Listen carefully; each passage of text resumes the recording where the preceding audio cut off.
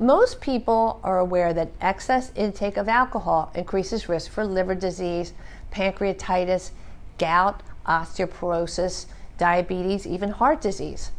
But did you know that it also increases the risk for multiple cancers? Breast, colorectal, esophagus, liver, mouth and throat, probably also stomach and others as well.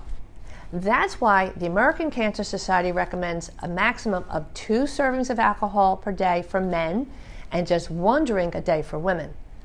A serving is considered to be 5 ounces of wine or a 12-ounce can of beer or 1.5 ounces of 80% alcohol.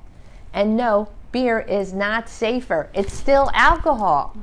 So 2 servings a day doesn't mean a man should have all 14 drinks on a Friday night or a lady should have all 7 on a Saturday night. In fact, you might be surprised to learn that binge drinking is defined as only 5 drinks in one occasion for a man and 4 drinks at a time for a woman. So drink responsibly because your health is your wealth.